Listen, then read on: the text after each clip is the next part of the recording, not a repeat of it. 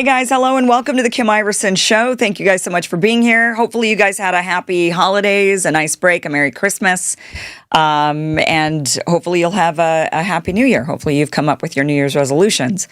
I have yet to make mine, so we still have time, right? A couple of days. Okay, well, thanks for giving us a few days off. We're back now, but this week is also another odd week. We're going to be here just for today and tomorrow, and then we're off the rest of the week. May or may not be doing a show on Friday. I have yet to decide on that one, just depending on end of the year, lots of busy stuff going on. But we do have a good show for you today, and we have another great show for you tomorrow. Really interesting guests. Today, let's talk about this. You know, America feels like it's coming apart at the seams. I mean, people seem to hate the other side. We're seeing a lot of online rage, random terror attacks that don't seem to make sense, mass shootings, and even political violence. And a lot of people can feel that something is deeply wrong. Now, many have solutions for how we can fix things that don't involve just annihilating the other side. Plenty of people think that the only solution is annihilating the other side, essentially wiping out half the population. But that's, of course, not a real fix. There are people who do instead focus on things like ending wars, investing in America, you know, things like making America great again. But every populist uprising to fix things seems to devolve into smear campaigns and culture wars. Well, our guest today, Caleb Maupin, has a very specific explanation for why this keeps happening. In his new book, The Danger of an American Years of Lead, he argues that society isn't just imploding on its own. He says powerful interests are actively creating the crisis on purpose, and he shows us how and how it's been done before. Now, Caleb Maupin is an author, journalist, political analyst, and the founder of the Center for Political Innovation. Today, we're going to dig into how elites are actually steering the chaos, how America is heading into its own years of lead. What are the years of lead? Exactly, he's going to explain that. And what would a serious alternative look like? That and more is coming up tonight here on The Kim Iversen Show. Caleb Maupin, welcome back to the show. Thank you so much for being here. Sure. You always have such interesting insights. And your latest book, The Danger of an American Years of Lead, what an interesting, I think a lot of people suspect that we are being manipulated. We are being controlled, that there's a lot of false flag events. We're seeing this every day in the news. People are just not trusting the narrative as much anymore. They're starting to say, wait a minute, what is the real agenda here? And essentially, the premise of your book, correct me if I'm wrong, is that the elites want to be elites. They want to remain elites. They want to remain in control. They want to remain powerful and rich. And they've essentially created an environment of distrust, of demoralization, of pitting us against each other, of political violence, you say, all of the terrorist attacks, these types of things that we see, that this isn't just a product of system failure. Because a lot of people would say, well, I think obviously society's in decline because look at all these bad things that are happening. But you instead argue that, no, those are actually controlled mechanisms, not just side effects or byproducts. Is that right? Sure. Yeah, I would argue that right now in America, the globalist, NATO, imperialist status quo, the big monopolies and banks that run the country are quite unpopular. And the way that the status quo is staying in power is by waging a modern counterinsurgency. And I refer to the years of lead in Italy. In the 60s, 70s, and early 80s in Italy, you had the years of lead, where there were almost daily bombings, assassinations, and shootings. And at that time, the Italian public wanted to leave NATO, right? The Italian Communist Party was very popular coming out of the Second World War. The conservatives, a lot of them wanted to leave NATO, and the Italian public was very unhappy with the situation. And there was a wave of confusing political violence in which the public got demoralized and confused.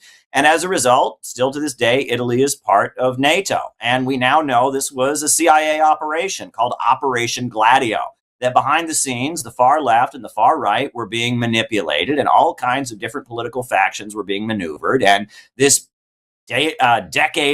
multiple decades of chaos in Italy was fomented from above. And the idea was to create a culture of political violence. And I quote, a lot of counterinsurgency writing. Frank Kitson is kind of considered the father of British counterinsurgency strategy. He oversaw the defeat of the Land and Freedom Army in Kenya. I quote William S. Lind, the Pentagon strategist who kind of oversaw the surge in Iraq. And they talk about how if you talk about an insurgency, it's David versus Goliath, right? The story of David and Goliath has been told for 4,000 years, and whoever sympathizes with Goliath, right? Everyone sympathizes with David. So if you're trying to defeat an insurgency, you don't want a light switch effect where people are either for one side or for the other, right? That's how the Vietnamese National Liberation Front was able to win. People in Vietnam were not happy with the status quo, and there was an opposition to it led by the communists, and it was, are you with them or are you with the status quo? They won. You don't want a light switch effect. So if you, rather than have it be David versus Goliath, you have Goliath kind of stand back, and then you create 6, 7, 8, 9 different Davids that are always fighting with each other, and no one can tell who the real David is. And Goliath just stands back and says, look, why can't we all just get along? And there's so much confusing that the status quo just kind of wins by default. And that is how modern counterinsurgencies are waged. And I would argue that there is a concerted effort on the part of the elite in the United States in order to stay in power to foment political violence and sow confusion among the dissidents. People are unhappy all across America. People are unhappy with these wars. People are unhappy with the economic deterioration. People are unhappy with our civil liberties being stripped away. And so what do you do about it? And the idea is that unpopular status quo can win by default if the opposition is confused, demoralized, and there's all kinds of trauma and violence to make sure people don't get together. Do you think, though, that this pitting us against each other is new and unique to this era? I mean, like you're saying, the years of lead in Italy was what, 3 decades, did you say? It was like 60s, 70s, and 80s that this was going on? Yeah. Yeah, for 3 decades. Okay. 3 decades politics is a long time. But I do feel like, and certainly right now, we are at each other's throats. I mean, there's no doubt that the political polarization feels like it's at an all-time high. I don't know if it's really at an all-time high because we did have a civil war at one point. So I always kind of default to that with, we were killing each other. I mean, we're not at that point just yet where we're like picking up arms and actually battling each other in war. But it certainly feels like we are at an all-time high of political polarization. But I don't know. I mean, I wonder if, and so then I would agree with you if it's like, okay, yeah, major political polarization. They're very, and I think many of us are very aware that they keep us pitted against each other so that we don't turn against them because they're the real problem, right? So they're always pitting us. They keep us with the culture war battles over and over and over when it comes to, and that's not even getting into the terrorist attacks that we'll talk about and all the actual violent stuff that they do. That's a whole nother level. But just on the basic level of us just being pitted against each other. I mean, here we are, the holiday season, and I hope that families are now starting to kind of get back together. But, when after 2016 with Trump winning, a lot of families were torn apart. And then the pandemic, the families were torn apart. So it does feel like it's extra, but I don't know. I mean, have we always been like this? Is it always because we're a duopoly system of Republican, Democrat, us, them, our team, your team? I mean, but you're saying, no, you think it's extra this time, that they're doing this to control us more so than in the past. People are going to disagree, but I would argue escalating that disagreement to violence, where people are actually killing each other over their disagreements, that is being fomented from above. And what inspired me to write the book, it's funny, Amazon wouldn't allow the original title of the book.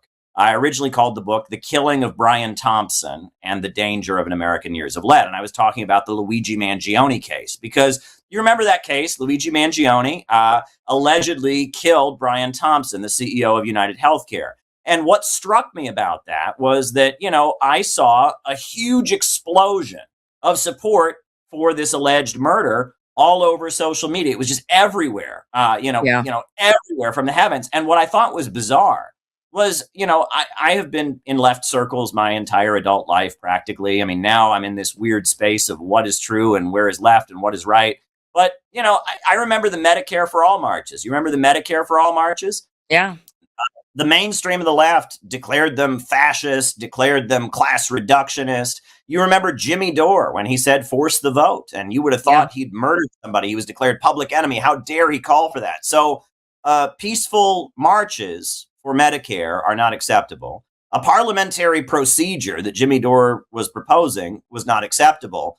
But murder on the streets of Manhattan is okay. And it was these very same voices that were condemning the Medicare for All marches, that were condemning Jimmy Dore with the most hateful vitriol. Somehow they were celebrating this act of blatant murder on the streets. And, I'm somebody who's been in left circles.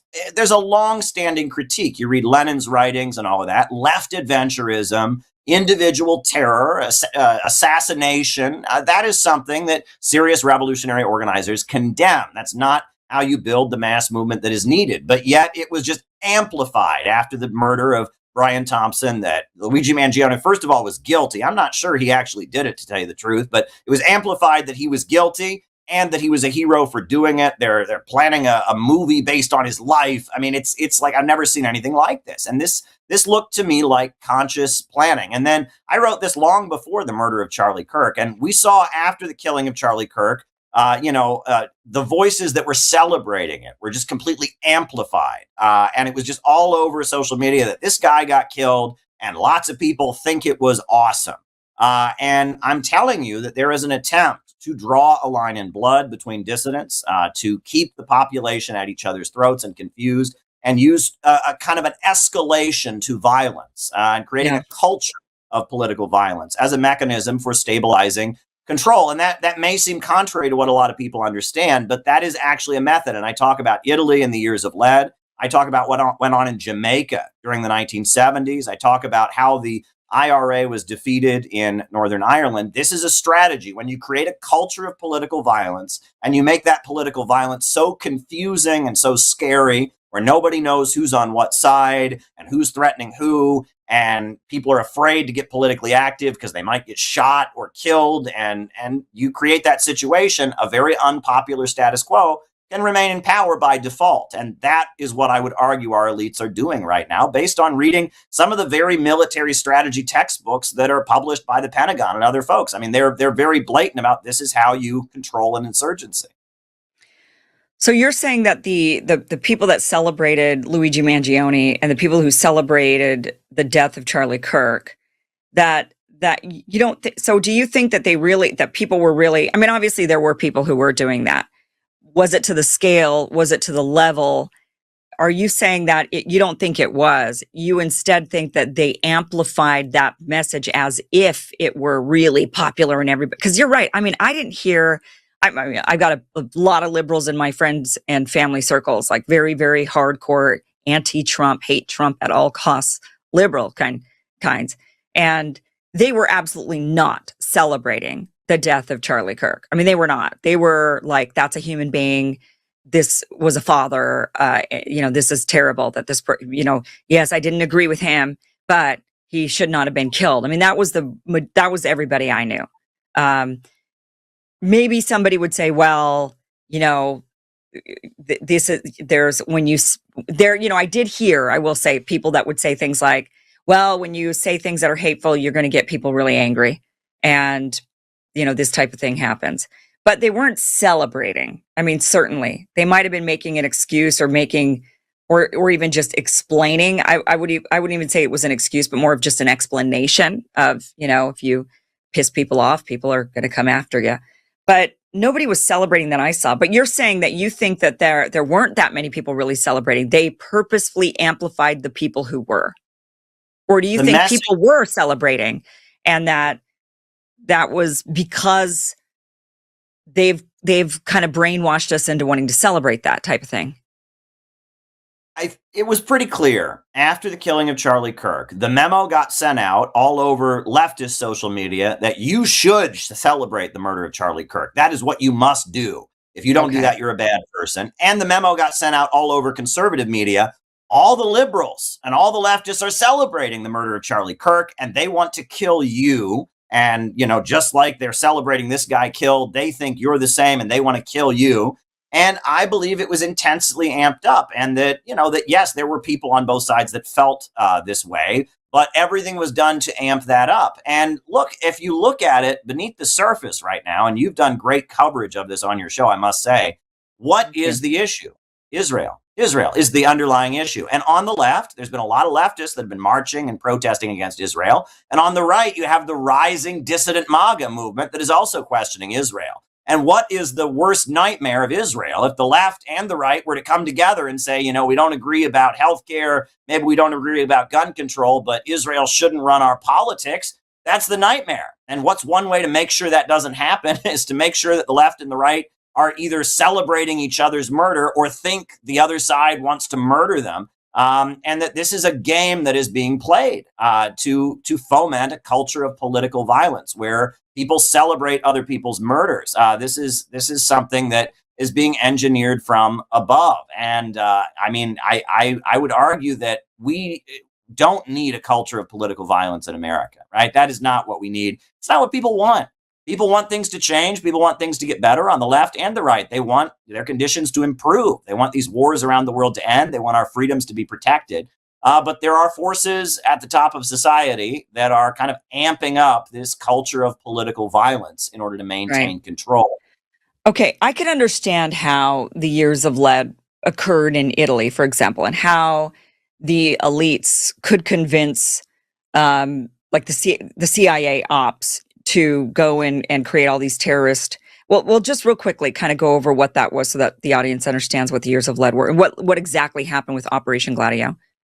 Yeah, so after World War II, the United States determined Italy could not have an anti-NATO government. The Communist Party, which was very popular, couldn't come to power. And so they launched Operation Gladio, where the CIA set up shop all over Italy. And they had kind of an underground apparatus of people, and they manipulated Italian politics. And kind of the climax of the years of lead was 1978, when the Communist Party received record votes in the Italian elections.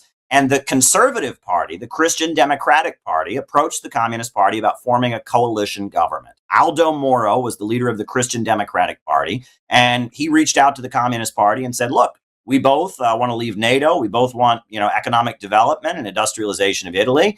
So let's talk. And at that point, the Red Brigades, which were a dissident communist group, kidnapped Aldo Moro and held him. And eventually his body was dumped on the street. He was murdered.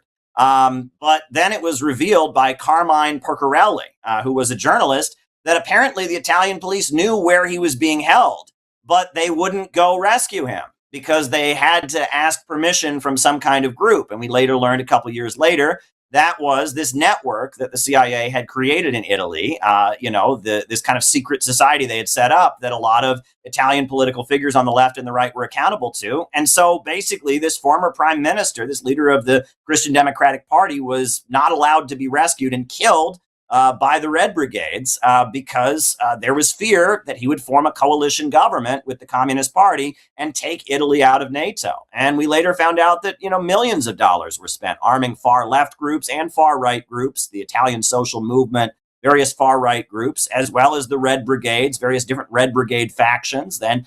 And it got to the point that nobody knew who was on what side. 428 people were killed in total, but there were many more people who were shot in their legs. That became kind of a thing, like the mafia, they have that tradition of kneecapping where they would shoot people in their legs and cripple them for life.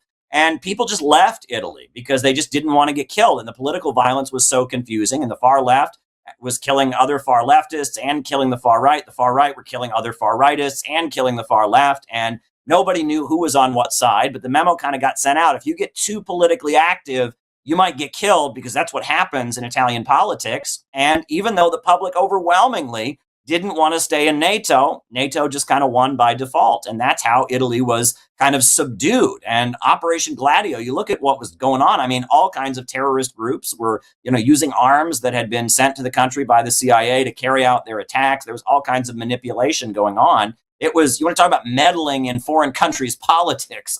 It was that to the extreme, but it was done by manipulating kind of the more extreme elements and escalating to a culture of violence. Mm-hmm. The Italian Communist Party, they were committed to a peaceful road to socialism. And in fact, Mao had even denounced the Italian Communist Party for not wanting a violent revolution. He thought they were too reformist. And they were quite popular in northern Italy because they had fought against Mussolini, and they were probably at that point the biggest political party in all of Europe. They had over 1,350,000 members, and they were quite popular, and they ran the trade unions, and they were trying to move Italy in an anti-NATO direction on the basis of the labor unions and the socialist groups, etc. And the Red Brigades first started killing people on the far right, and then the Red Brigades started killing leaders of the Italian Communist Party who they thought had sold out.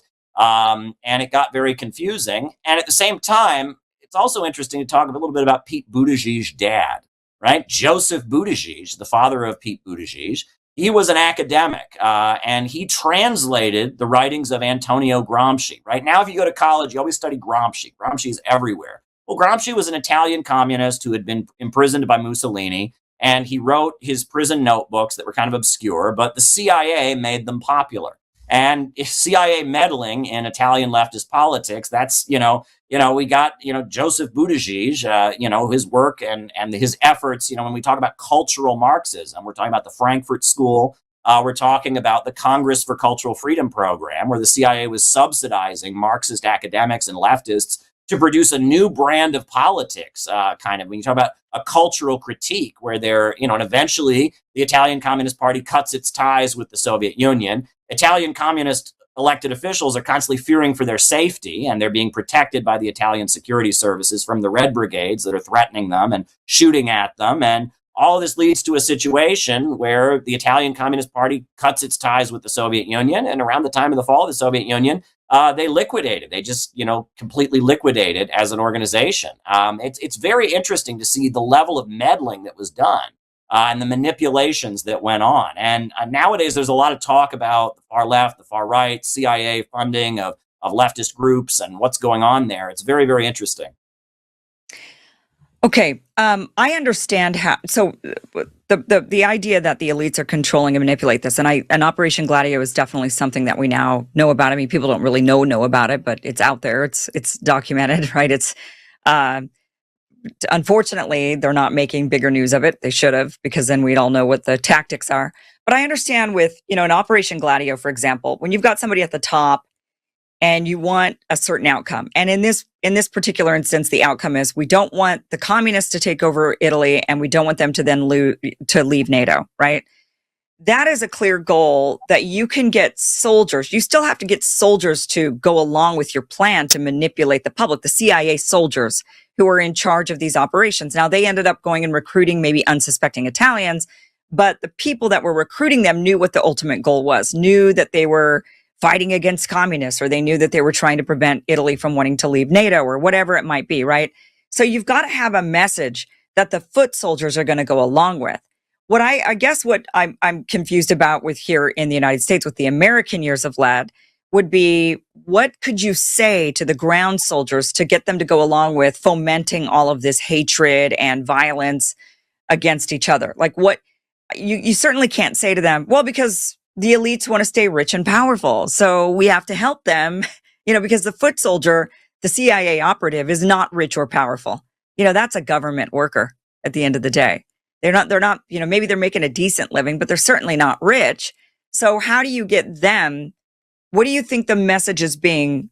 What do you think it is that is being told to them to get them to go along with this? Okay, then we have to keep the left and the right pitted against each other. Well, it's interesting. You see a lot of writing nowadays that kind of lays out the liberal view. You read Foreign Affairs magazine, you read especially the Biden administration. I mean, these ideologues were just speaking blatantly.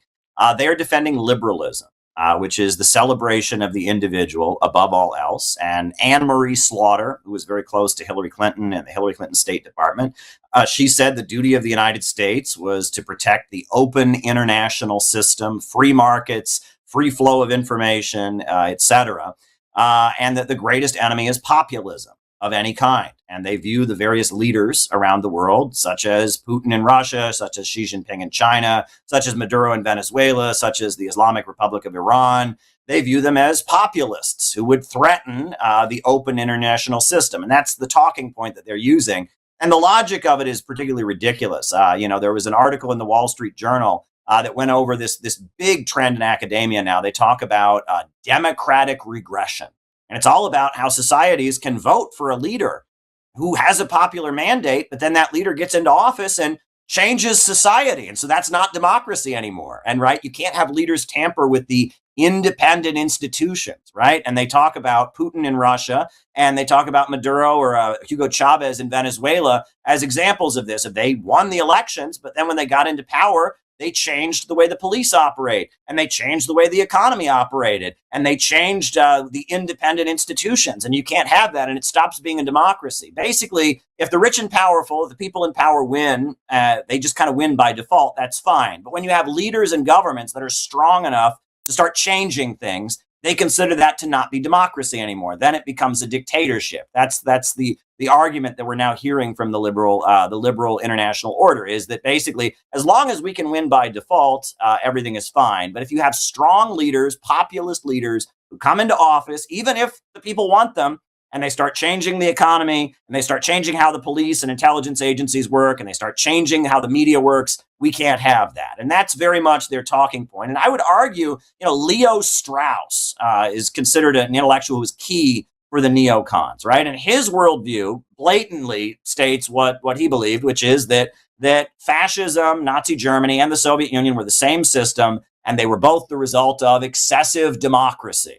Right? That deep down average people are authoritarian, deep down average people want to set up authoritarian governments, and that the West is so great because we protect the great intellectuals, the philosopher kings in the Platonic sense who rule over us, and that's why the West should be protected. And if you read what is written from the left or the right, kind of in the mainstream of American politics, ideologically, that's what they believe. We need a society that lets the good ones rise to the top and keeps the rabble from setting up some kind of government that would get in their way. That's called philosophical irrationalism. I think it goes back to Friedrich Nietzsche.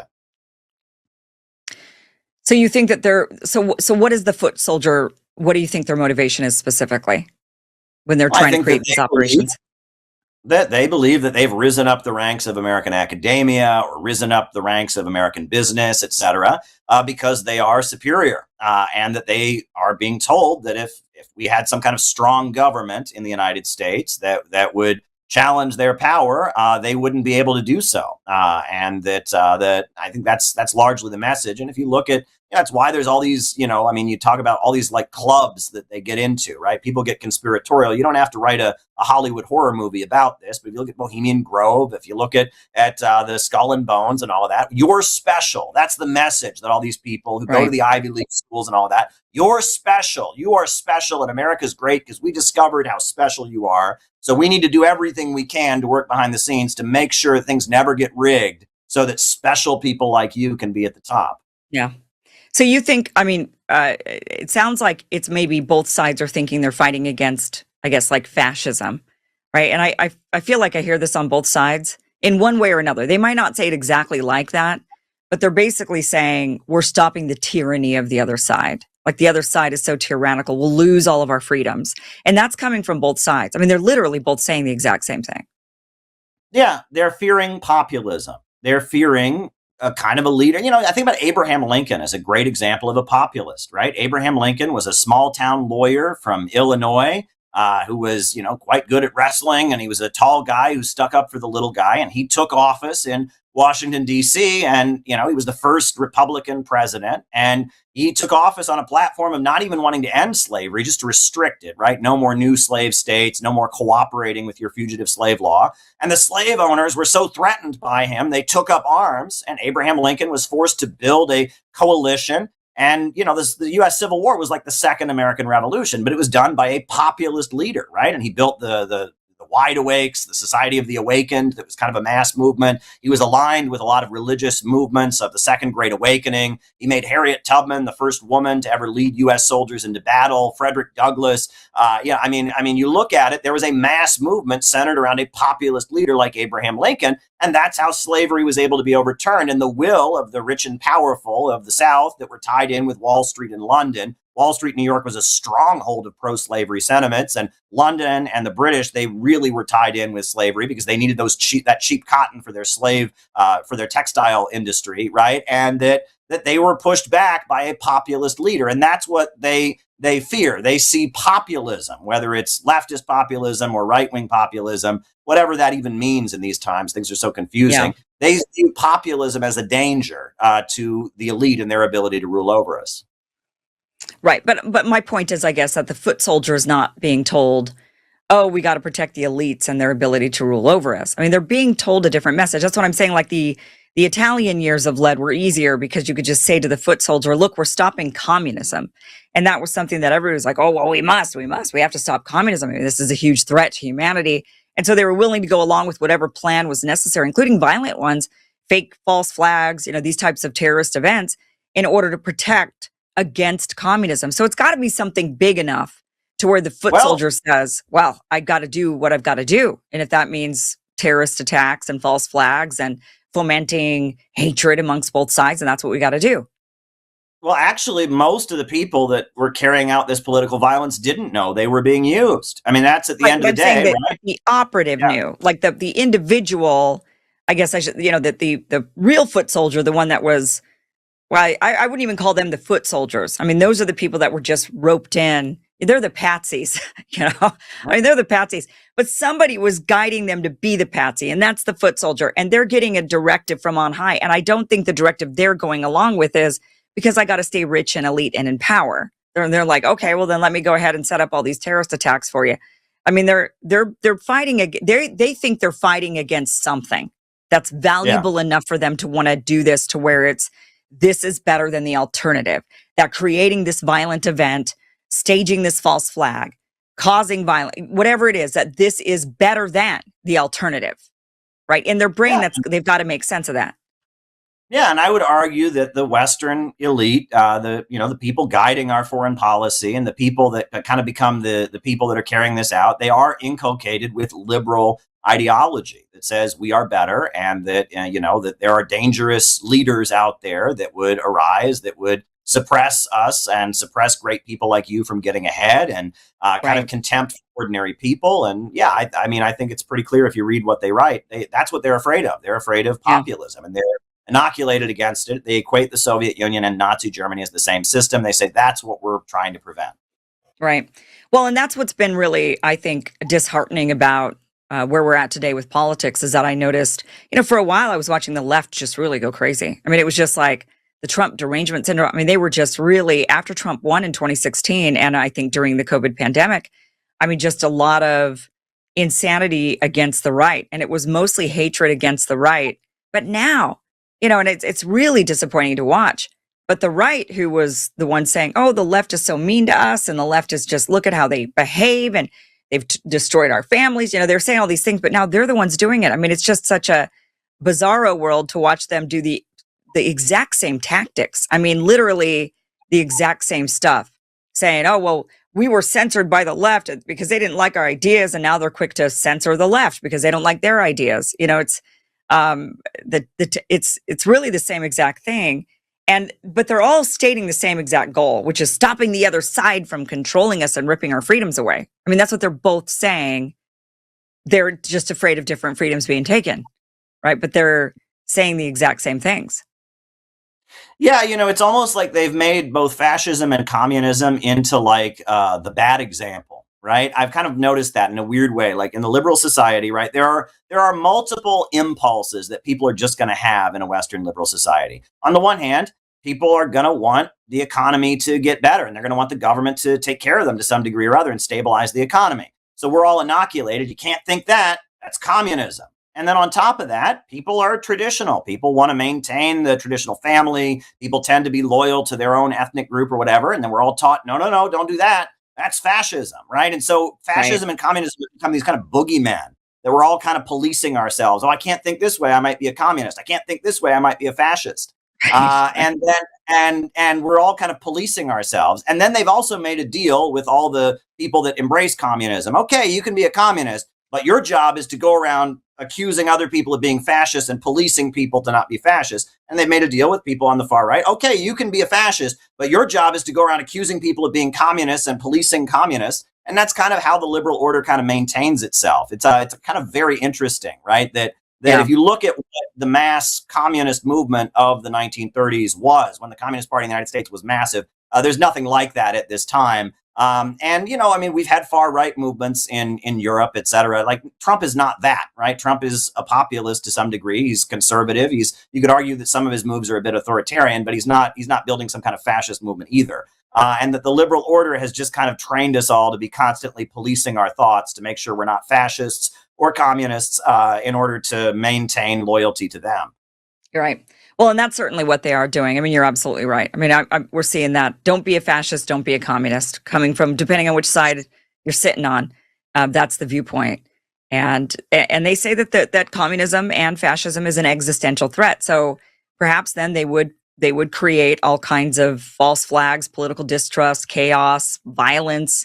I think many of us have been suspectful of them pitting us against each other so that we don't look at them because they're the real problem. As they all cheer for the same wars, they all do standing ovations for war after war after war when the American public has said over and over, we don't want any more wars, and supporting Israel endlessly, the leaders on both sides. I mean, both sides are doing all of these heinous things to us.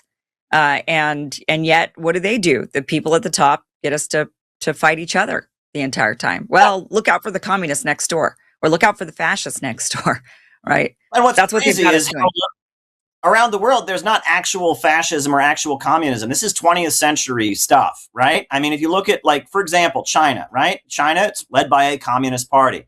But are they doing the transgender bathrooms there? No, they're not, right? Are they telling people to go out and burn things? No, the Cultural Revolution is summed up as a pretty disastrous time, and that their communism is very much about being loyal to the country and having state central planning to build up the economy. But if you look at Western woke leftism and you look at communism in China, it's not the same thing.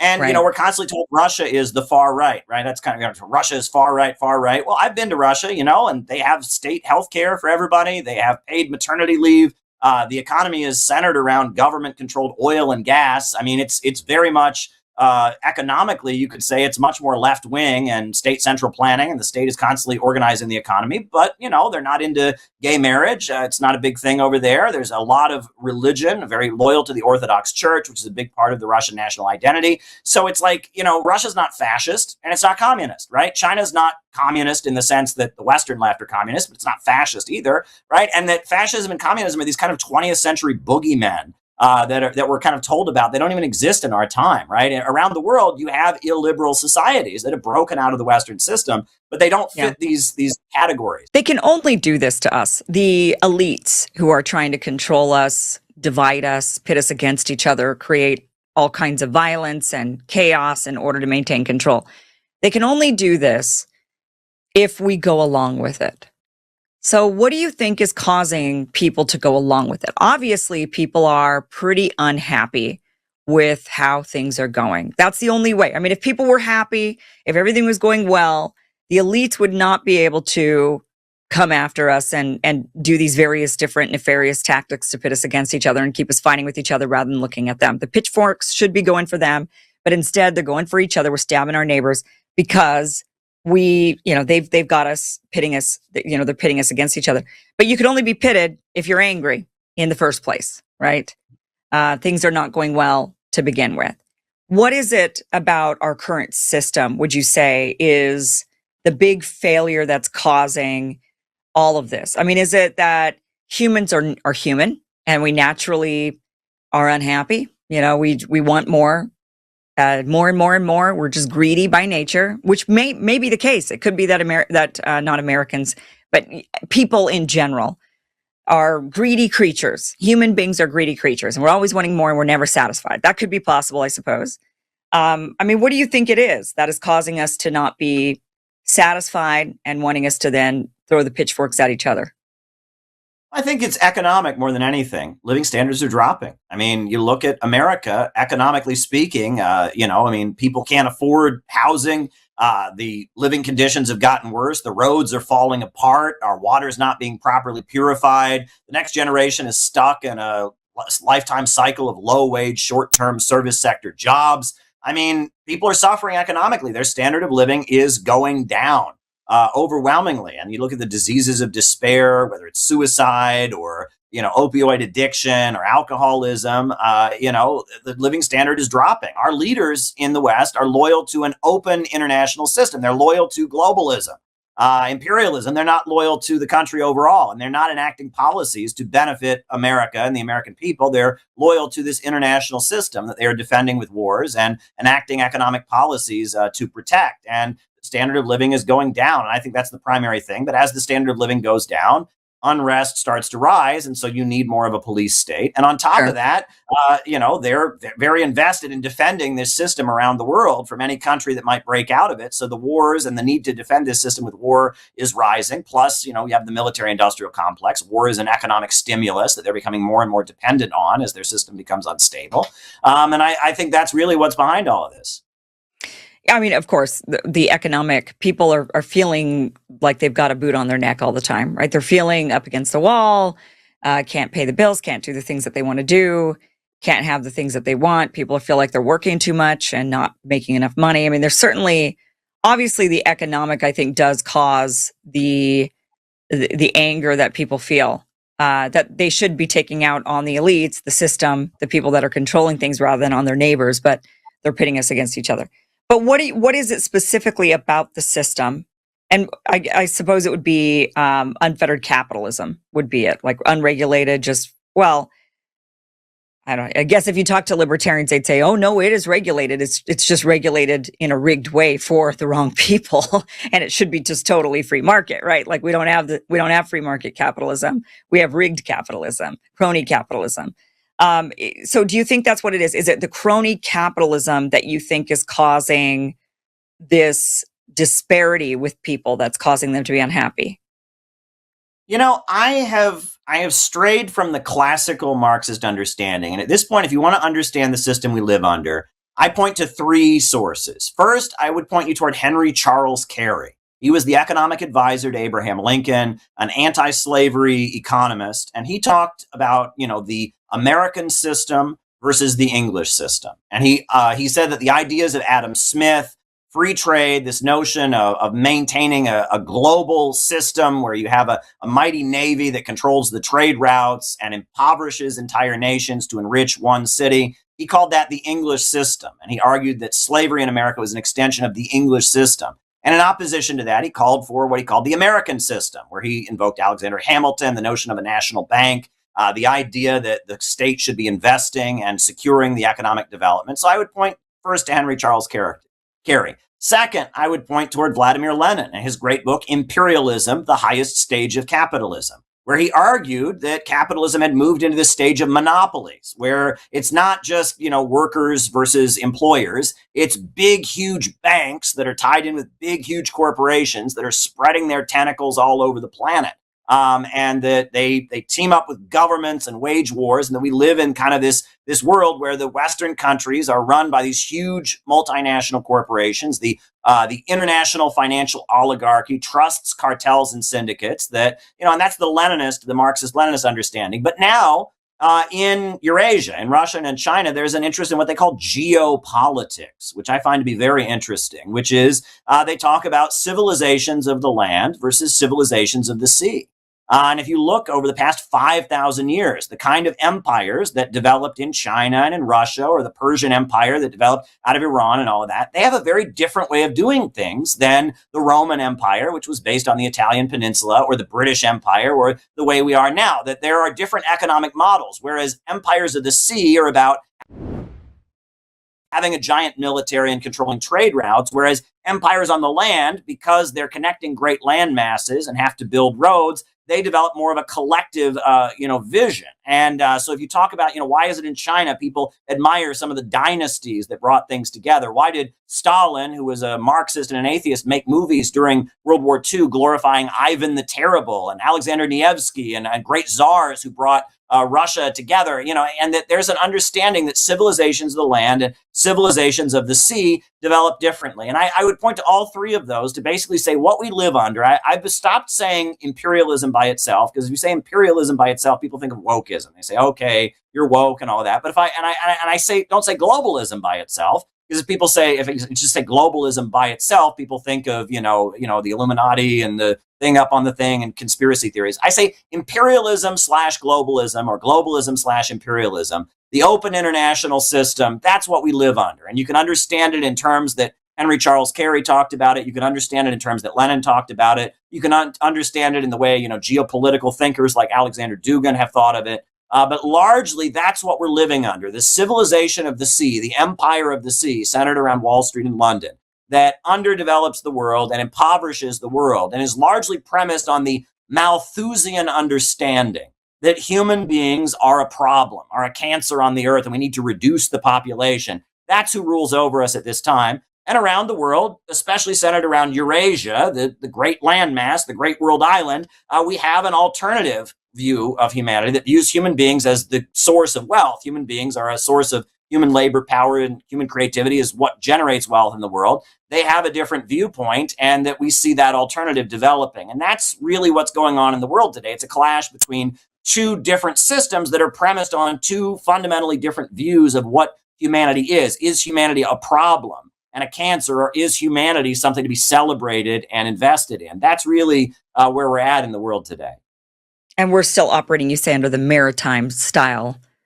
Yes. But the American Revolution, I would argue, was in opposition to it. The British wanted us to just be a temporary holdout in their sea-based empire. And the Civil War of Abraham Lincoln was to, drive out the British system and, get rid of slavery and have us have an independent economy. And that America is a vast landmass. Our elites see America as New York City and Southern California. But if you look at a map, this is a huge country with vast territories, a huge population, all kinds of natural resources. They don't see it that way. They would like to collapse us to just being part of their global open international system, and that America has the potential to be a civilization of the land, to have a government that invests in the population and builds people up. And that is the understanding that I take from it. You can draw from Lenin, you can draw from Henry Charles Carey, you can draw from geopolitics. Yeah. I think that is the fundamental question that has been since the American Revolution. Will we be a sea-based, a maritime civilization, part of Western globalism, imperialism, or will we be a civilization of the land? Will we develop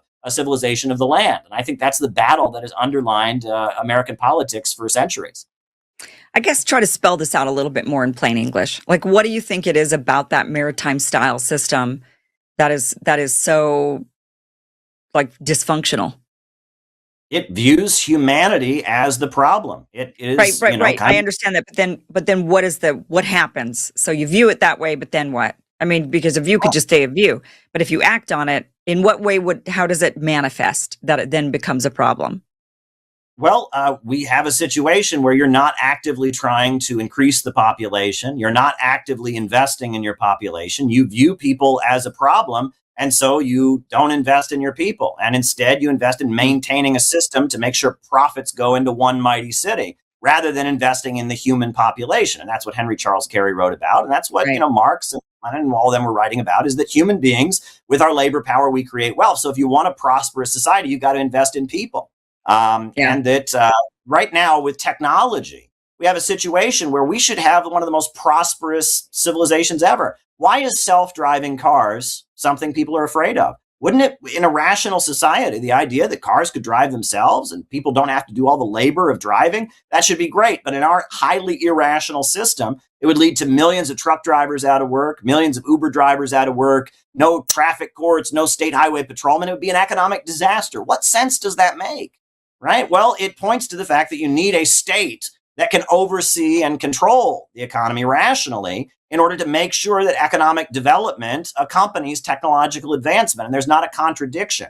That advancing technology doesn't lead to, a problem because you have all these people that no longer have a place at the assembly line and then don't have spending power to buy the products. And this is the problem of overproduction or the value crisis, that as people's role at the assembly line is eliminated, their ability to purchase products is also gotten rid of. And that becomes a problem. We can't buy back what we're producing, and you need a state to ultimately organize the economy to make sure that that is not the case. I can understand that a government that doesn't invest in its people, that kind of views them as a burden, parasites, and they're the problem. I can understand, and then that government doesn't invest in the people, and then the people end up harmed ultimately and angry is kind of then what the idea would be. And then that leads to the elites feeling afraid of the angry people, which leads them to say, well, then we got to keep the angry people pitted against each other because we don't want the pitchforks coming for us. And that's kind of what you're saying, the premise of your book, The Danger of an American Years of Lead. Now, you do title it American Years of Lead. So, are there other systems in existence right now outside of the United States system, like maybe Scandinavia or other places that you'd point to that say, okay, they're not in a danger of any years of lead, and so they're not they're not needing to pit their people against each other. They're not needing to create these the violence, the chaos, the demoralizing, total division that we're experiencing here. Are there systems that you point to that you say where you say they're doing it actually the right way? And what system would that be? I would say that all over the world, there are a number of countries that have broken out of this Western system in their own way. And that, it started with communism during the Cold War, with the Soviet Union, right? Lenin came to power. He said, we'll fight anyone, we'll back anyone who will oppose the British Empire. They gave support to the Emir of Afghanistan, a conservative monarchist, because he was fighting the British. But out of the Cold War, as a result of the Soviet Union, you got a wave of, independence movements on the African continent. And nowadays, there's a whole new economy in the world. And you have China and the way they do things. You have Russia that's kind of reestablished its independence with Putin and taking control of their oil and gas. You also have the axis of resistance in the Middle East, very conservative, very anti-communist, very traditional Shia Muslims. But if you look at what the Houthis believe, you look at what the Islamic Republic of Iran believes, they have their kind of unique interpretation of how we're going to organize the economy for our people. You look at Bolivarianism in Latin America. Nicaragua is a country I've spent a lot of time in, and it doesn't fit this category of left and right, right? It's a socialist country, right? The leader, Daniel Ortega, is leader of a socialist revolution. But it has some of the strictest anti-abortion laws of any country in the world. And in fact, the slogan that you see painted everywhere is Christianity, socialism, and solidarity. And it's a conservative country in a lot of ways. It's socially conservative, and they cut ties with Israel over the crimes against the Palestinians. And you look at it, it's an expression of the Nicaraguan people saying, we don't want to be part of this, maritime global system. And so We've had a revolution, and they're conservative in their own ways, but they're economically leftist in some ways. And the strength of the Nicaraguan government has been their micro entrepreneurship program, which they use state funds to enable people to start their own businesses. And that's really what the strength of China has been too, is that, you have a state, a very powerful state that runs a lot of banks and runs a lot of industries, but that state is actively finding skilled people among the population and giving them money to start their own business, right? And that 21st century socialism is not the Soviet model of everything being run by the state. It's rather a state that kind of controls the economy, but then cultivates a business and a market that is part of the overall vision of economic development. And that's really kind of where things have been. The Soviet Union needed to move towards that kind of system in the 1980s. They needed reform. They weren't able to do it. And as they started to reform with perestroika, they fell. They had become so rigid. They were like, if you can't bend, you break. And the Soviet Union had become so rigid over the course of decades of war and threats and sanctions and isolation that ultimately, when it came time to change and reform like they needed to do, they couldn't reform, so they broke. But if you look at what China has been able to do, they've been able to adapt and adjust their system. And then around the world, I look at Ibrahim Traore, the leader on the African continent, the leader of Burkina Faso and the Union of Sahel States. What is he doing? Is he a communist? I don't know. He was leader of like a Marxist group when he was in college, but he's a Muslim, a very devout Muslim. And, and he's just a military leader who wants a strong Burkina Faso. And so he's investing in his population. And, he started a farming boom, and he's, enabling all kinds of people to start fisheries, to start their own farms. And he's just investing in the population of his country to make them stronger, because he understands to have a strong country, you need to invest in your people. Human beings are the source of wealth. They're not a cancer. That Malthusian idea that human beings are non-productive consumers or useless eaters. That is fundamentally at the center of the Western elite. That is what they believe, and it fits their overall anti-human perspective. The countries that are rising, that have broken out of that system, they don't believe that. So we almost don't need to change the economic model. You're almost saying it's not really about, well, I mean, I guess a little bit, but it's not necessarily about the economic model. It's about what do you value and where you're going to put the investment. So we could maintain, do you think we could maintain the economic model we have today? I mean, I think there would obviously have to be some adjustments, because one of the biggest issues that we have in our economic model is the fact that corporations are looking always at the profit margins. It's not about humans or the people or even the quality of the product. It's always about what are the profits like? Now, sometimes that leads to quality products because they realize people aren't going to buy their crap. So they have to make a quality product if they want their profits to continue increasing. So there are some kind of benefits from time to time of just focusing on profit. But they are very, very profit driven. I mean, that is what shareholders and stakeholders, that's what they want, right? Is give us just how much money are we making? So maybe that part of it would have to change, but I don't know, because I think like in Germany and in Japan, I always go back to those two models.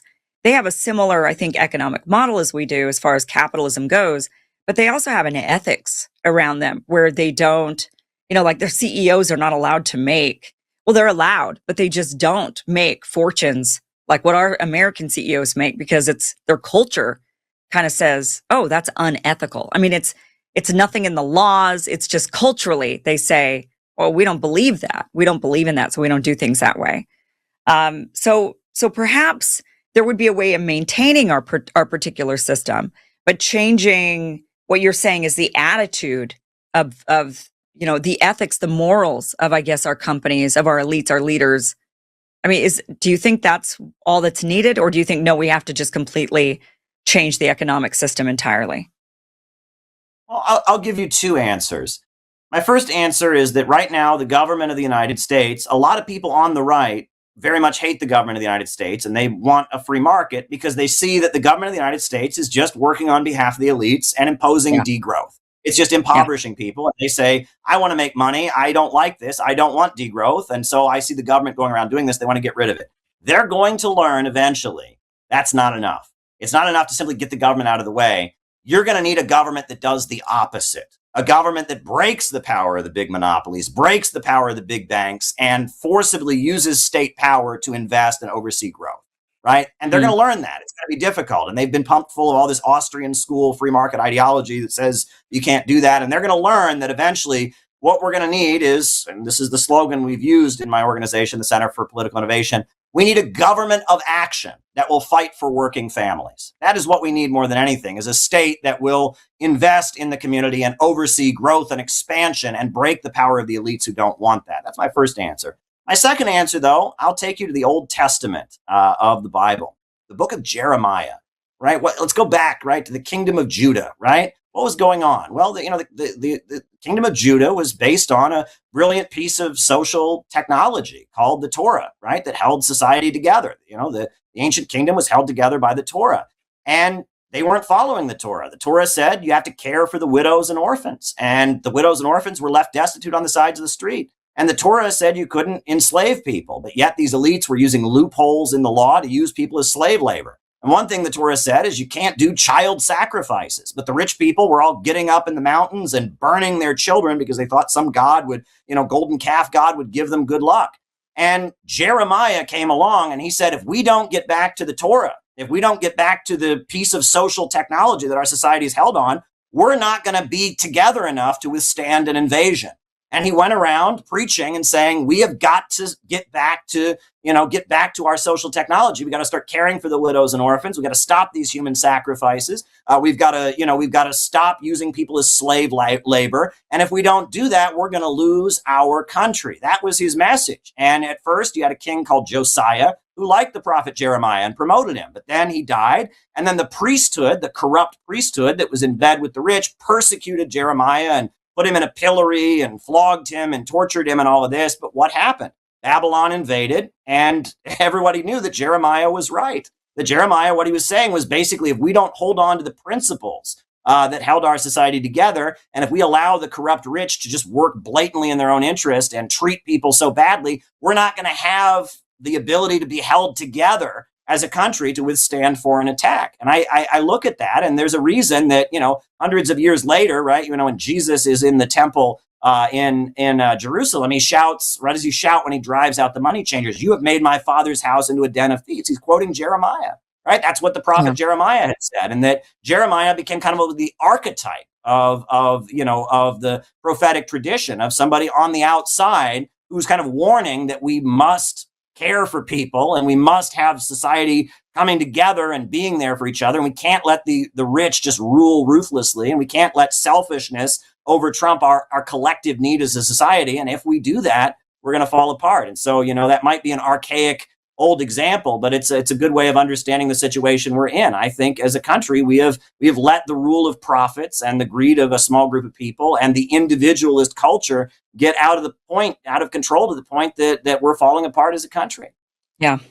It's very much just the teaching of right versus wrong.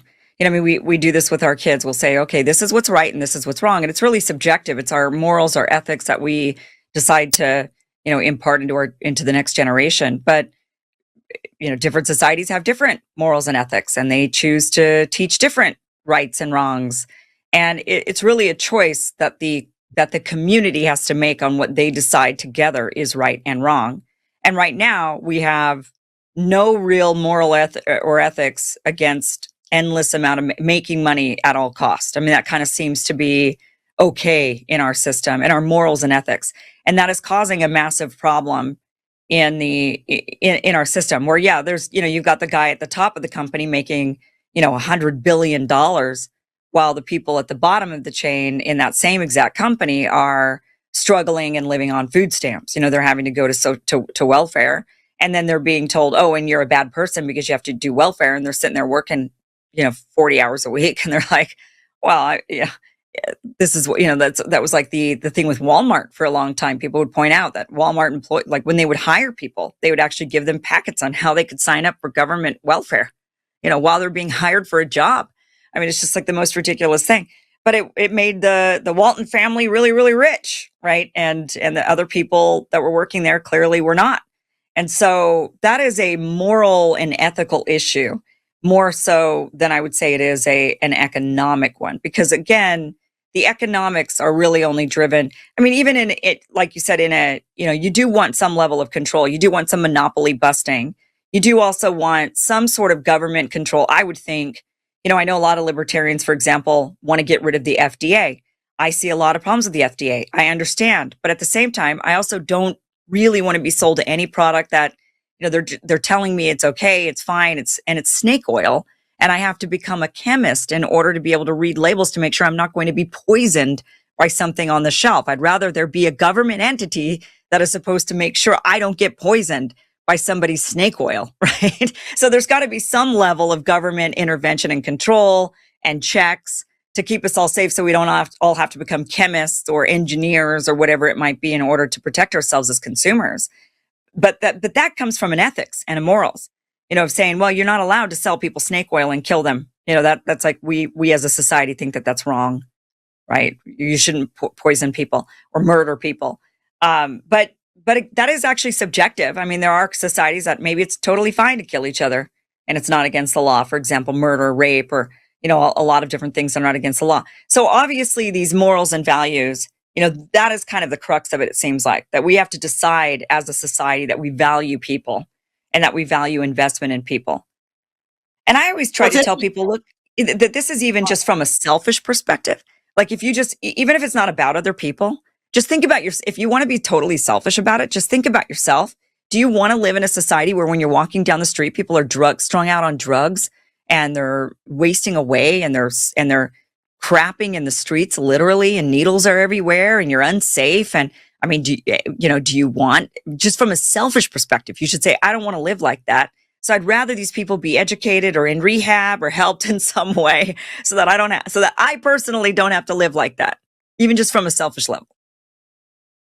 Well, I think you hit the nail on the head when you talked about right and wrong, because that's kind of what I've been pointing out here, which is that our elite don't think right and wrong exist, right? Postmodernism, what is postmodernism? It is the belief that there is no real truth and that anyone who tries to impose a real truth is engaging in totalitarianism, and that the only righteous act is deconstruction, taking things apart. And these postmodernists might use Marxism because it's useful in deconstructing some of the beliefs we have about the West, but they're not Marxists because Marxism has a clear right and wrong in it. And Marxism does stand for a real objective reality and truth. So they're not Marxists. And, you think about Ayn Rand, the virtue of selfishness. This stuff is quite popular on the right. You think about Friedrich Nietzsche and what he wrote about the blonde beast and might makes right, that our elite don't believe that right and wrong exist. And they believe that any attempt to create a moral code to hold society together is just totalitarianism. yeah, they reject the very premise of right and wrong existing at all,